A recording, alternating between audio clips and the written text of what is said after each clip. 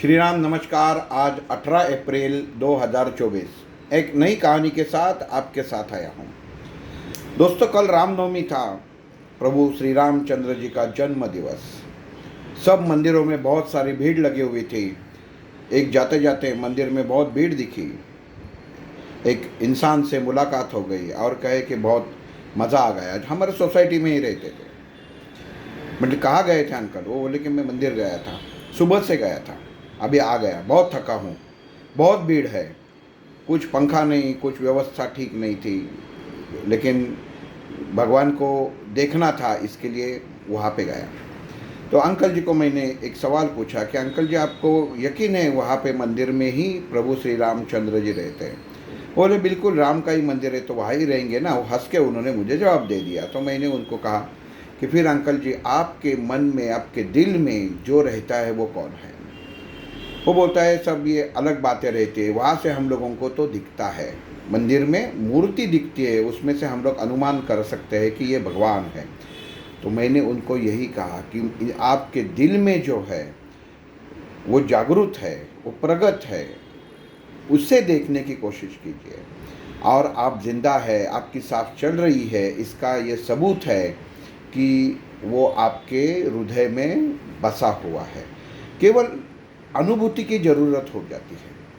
हर इंसान, मंदिर में जाना बुरी बात नहीं है, क्योंकि जो वो बोलते हैं कि जहाँ पे भगवान के आप संग में जाओ तो वहाँ पे आपको सुकून मिलता है, शांति मिलती है, मनुष्य का व्यवहार, वैचारिकता, आचार विचार बदल जाता है। लेकिन अगर वही मंदिर में आप भगवान को ढूंढने जाओगे और भगवान को ढूंढने समय, जैसे ये अंकल को, वहाँ पे बहुत भीड़ थी, वहाँ पे गर्मी थी, कुछ सिस्टम ठीक से नहीं था, उसी के अंदर उन्होंने ऐसा कहा था कि मैंने भगवान का दर्शन करके आया, तो एक उपकार जैसा ये हो गया। तो ऐसा नहीं होना चाहिए।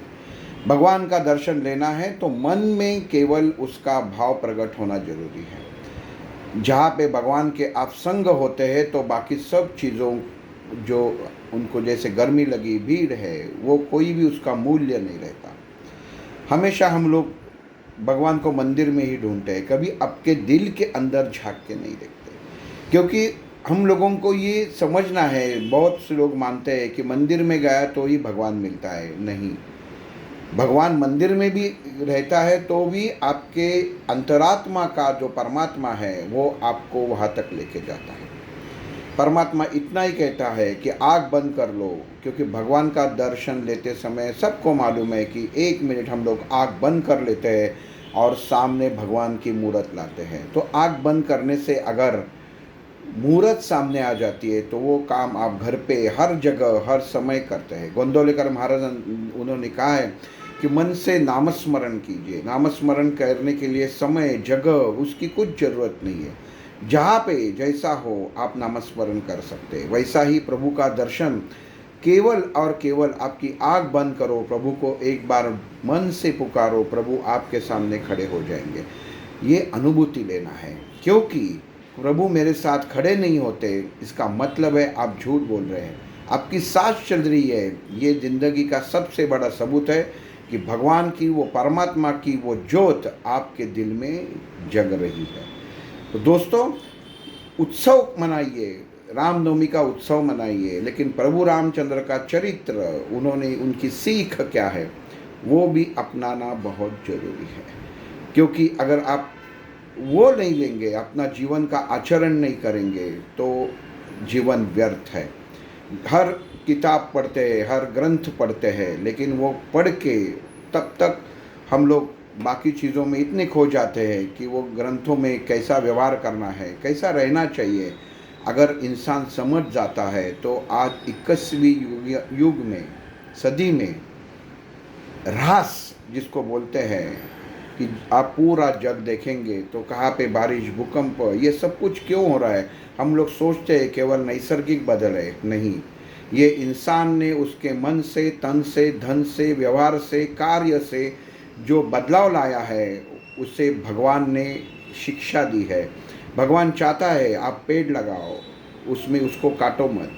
जहाँ जहाँ पे बड़े बड़े मकान, बिल्डिंग खड़े हो जाते हैं, वहाँ पे आपको, हम कभी सोचते नहीं है कि वो शहर में पेड़ होना कितना ज़रूरी है, फिर पानी के लिए हम लोग तरस जाते हैं। केवल भगवान का मंदिर में जाके दर्शन लेना ही भगवान नहीं है। भगवान और निसर्ग ने जो नियम बना है, उस नियम के अनुसार हमें जीवन जीना है। ये सबसे बड़ी भगवान की सेवा है। बस यही थी आज की बात। कल एक नई कहानी के साथ मिलेंगे। सबका दिन शुभ हो।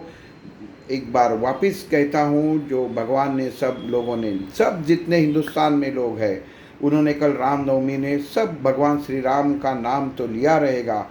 यही नाम लेना बरकरार रखिए, क्योंकि यही वो चीज़ है, यही वो एक ताकत है, आपको हर समय, हर क्षण से, हर विकल्प से, हर चिंता से बाहर निकालेगी।